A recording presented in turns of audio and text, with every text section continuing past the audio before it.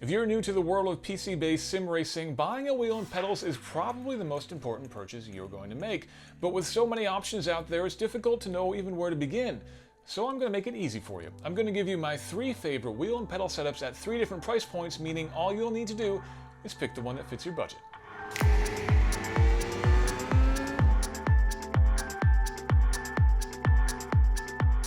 Now, before you even think about buying a wheel, you should take some time to think about where you're going to actually mount the thing. A lower end wheel you can definitely clamp right to your desk, and that's quick and easy. I did that for years, and it works really well. But if you're thinking about going with something a little bit more high end, or if maybe you want the luxury of having a dedicated space for simming, then you should start thinking about getting a cockpit.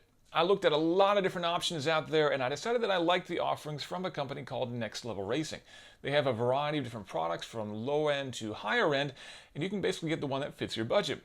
For me, I decided to go with their GT Track model, which I like because it's fairly narrow at only 21 inches, but it's still very sturdy, capable of handling all the torque that a higher end wheel can generate. At $800, it's not cheap, but if that's too much for your budget, they have a lot of different options, again, going from the FGT, which is only about $500, and even the folding FGT Lite, which is about $300. You can even fold that up and put it right in your closet. Now keep in mind, this is going to take a while to put together. It took me about an hour just to get all the pieces out of the box, and then about another hour to get it configured exactly how I wanted. But that's one of the nice things about having something like this, is you can kind of begin to customize it and personalize it and make it the perfect setup for you. For me, for example, I've got a trackball here on the right so I can get through all the menus, a keyboard here in case I need it for editing INI files or the like. I mounted a USB hub on the right and a power strip on the left, so as I'm plugging in wheels and pulling them off again to test them out, everything will be quick and easy. It's a perfect setup for me, but again, look at all the different options out there. Find the one that fits your lifestyle and the one that fits your budget too. We're starting off with our most affordable wheel. It's the Logitech G920, part of the Driving Force series. There are actually 2 versions of this wheel in production right now. The 920, as you see here, which is also Xbox One compatible, as you can tell by the X right there. Or there's the G27, which is also PlayStation 4 compatible. If you're only doing PC racing, it doesn't matter which you go with. But if you're doing some Forza Motorsport on the side, you'll want the G920 like we have here. Whereas if you're more into the Gran Turismo side of the equation, you want the G27. Again, if you're only doing PC stuff, it doesn't matter which you go with, it'll go whichever one you can find. Although I will say the G27 has a little bit better suited controls for PC simming. But even here on the 920, we've got plenty of buttons on the face. I use the D-pad, for example, for looking left and right in the braking zones to make sure nobody's dive bombing me. The shoulder buttons are useful for toggling through the on-screen displays to do things like setting your pit strategy. And there are plenty of other face buttons for adjusting brake bias and the normal sort of things you'll need to do in most cars in iRacing. The overall fit and finish is quite good for the cost, which is $400 for both the wheel and the pedals, making this the most affordable setup of the day. But there are a couple shortcomings. The wheel is only about 260 millimeters in diameter, which is less than 10.5 inches, which makes it feel a little bit toy-like as you're diving into your race sims. But the overall experience is really good, and you can definitely take this wheel and go to the upper echelons of iRacing without any problem. There are people out there winning races every week on wheels like this and even more basic, older versions of the Logitech Driving Force series. So this is definitely something that you can get and grow with without having to worry about having to spend a whole lot more money. And if $400 seems like a lot, there's actually a long history of these Driving Force wheels going back, again, as I said, about a decade. So if you look on the used market, something like a G27 or a G25 can be had for maybe as little as $200, and those are really great wheels with plenty of upgrade options as well. There's a strong modding community around this wheel series. But if there's one major complaint I have about this wheel, it's actually nothing to do with the wheel itself. It's more about the pedals. The Logitech G920 has a 3-pedal setup, and each of those pedals uses what's called a potentiometer. It's basically a way to digitally tell how far something has rotated. That's fine for the throttle and for the clutch, but it's less than ideal for the brake pedal. Why? Well, the hydraulic brakes in a real car don't rely so much on how far you move the pedal, but how hard you press the pedal. Since potentiometers don't detect pressure, only movement, Logitech had to resort to basically putting a rubber bushing behind the pedal to make it feel like a hydraulic system, but in reality, that just reduces the accuracy. A better solution is to use a set of pedals that rely on what's called a load cell, like these Fnatic Club Sport pedals. Load cells measure pressure so the pedals can accurately track how hard you're stepping on the brakes. These Club Sport pedals take it a step further with extensive configurability and even a sort of pushrod clutch pedal mechanism that more accurately recreates the feel of the real thing. The load cell brake pedal on the Club Sport pedals makes a major difference, especially on tracks like Lime Rock, for example, where you have a heavy braking zone into turn 1, but then you need to kind of lift off the brakes and roll into turn 2. You can do that so much more precisely on a more advanced pedal setup, and that can actually make you faster, which of course is what this is all about. But you can also find more speed in a higher end wheel, something like this, which is the Fanatec Club Sport 2.5, which is my second wheel choice. This, as you can see just by taking a quick look at it, is a much more substantial piece of kit. With metal construction, they even put a window on top here so you can see all the advanced mechanism and belt-driven and everything else going on inside. But from a tactility standpoint, the big upgrade is right here in the front. This is the BMW Club Sport wheel. The diameter is more than 2 inches wider than that on the Logitech, so while the Logitech felt kind of tiny and toy-like, this feels like a real wheel because basically that's exactly what it is. You've got full controls here as well. We've got a D-pad on the left, which is analog, which is again great for looking around the cockpit. On the right, they call this the funky switch, which is what I use again for going through the different pages in iRacing and setting my pit strategy and things like that. And a lot of other buttons on the face as well, but my problem with this wheel is that these buttons are all pushed really far out to the sides and they're kind of hard to get to.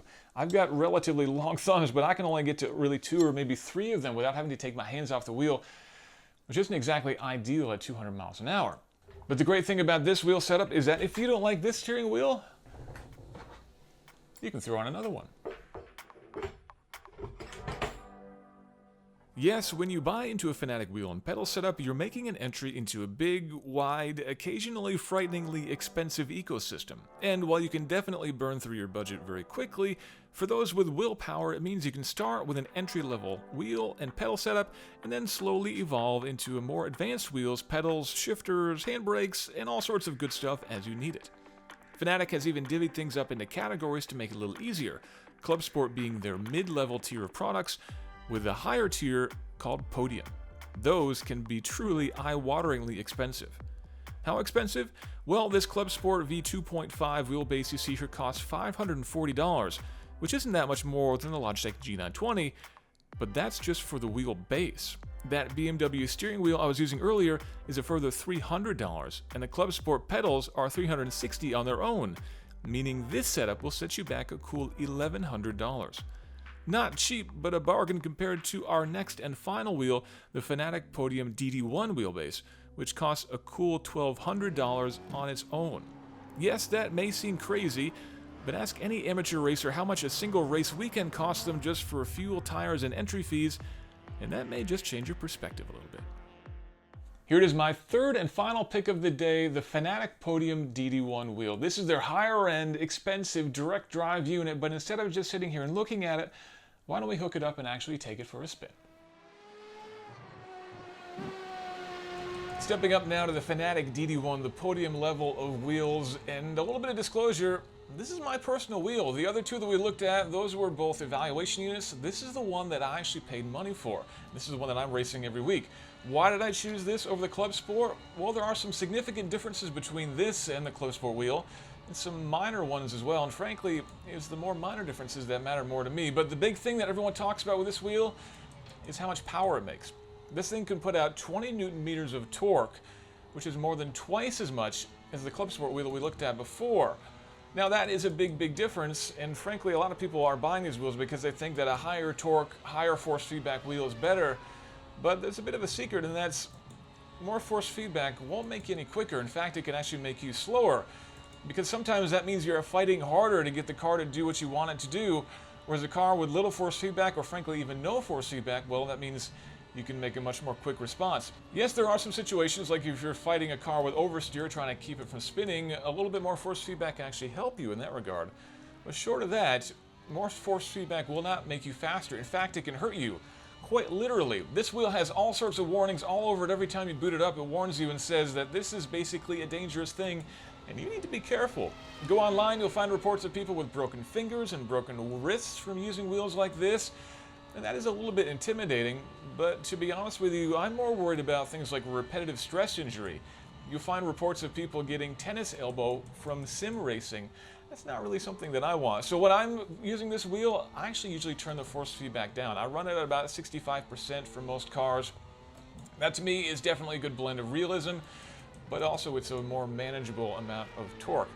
So why then did I pay extra for a wheel with that much torque only to turn it down? For me, actually, it's more about the feel that this wheel can offer, and it is a bit of a step above the Club Sport in that regard. This is, again, what's called a DD wheel, a direct drive wheel, which means effectively we've got a big old electric motor, and the shaft is directly connected to the steering wheel, and that's pretty much it. In the other wheels, you've got a lot of gears or belts to basically handle the power and convert it from the motor over to the steering mechanism. And that means you've got opportunities for that torque to be lost and for the feel to be a little bit muddier. In fact, you can feel the gears, you can feel the belts in those other wheels, whereas with this, it's just perfectly smooth. And that for me is worth the upgrade. But if you're at all worried about how much this whole sim racing addiction can cost, I would actually recommend that you go the Club Sport wheel because it is really, really good. This is just that little bit better. Now, I'm in the Formula 1, the Williams FW21, to show off this Club Sport Formula wheel that I've got here. I'm going to stop so I can go through all the controls. The Formula 1 cars in iRacing have all sorts of controls that you can change in the car and that you should be changing lap to lap if you want to get the most performance out of these cars. And so you need a wheel that's as crazy as this one to replicate that. The way that I've got it mapped here, I've got my brake bias and this rotary knob on the right. I've got engine braking on the left. I can adjust my engine mapping here, my throttle map here. I can adjust the differential for corner entry here and for corner exit here. And buttons, of course, for things like the pit speed limiter, for changing my visor. And I've even got a hand clutch so I can get a proper Formula 1 style launch at the beginning of the race. That was not a very good launch. Now, I'll be honest with you, I do not drive Formula 1 in iRacing because, frankly, I find these cars just a little bit too finicky and a little bit too hard to drive for me to have fun. I enjoy something with a roof and with doors, but certainly that's the only way to experience everything that this wheel has to offer, and if you're going to do it, well, Spa is, of course, the best place to do so. But Spa is also a great place to really experience what these force feedback wheels can do. As we go up Eau Rouge, as we're about to, you can feel the increase in grip. As I go through here, the steering gets really, really heavy from the compression of the car, and then I go over top, and everything gets a little bit light at the top of the hill. That's a really great way to demonstrate just the sort of feedback that you can get from these wheels and the kind of value that they can offer. So there you have it, 3 great wheels to choose from if you are getting into iRacing. Again, if budget is a concern, look for an older used Logitech like a G27 or a G25. If you've got a little bit more to spend, if you can get into the Fnatic ecosystem, you'll find a lot of great products at a lot of different prices, and hopefully you'll find something that fits your budget. So those are my top 3 wheel picks for iRacing, but I want to know, what are you driving? Which wheel have you chosen to be your number 1? And frankly, if you had the budget, which would you go for? Let us know in comments, and if you've got a friend who's just getting into sim racing, maybe send them a link to this video. We'd appreciate it. Oh, and don't forget to check out theroadshow.com for my write-up on all these wheels and a whole lot more.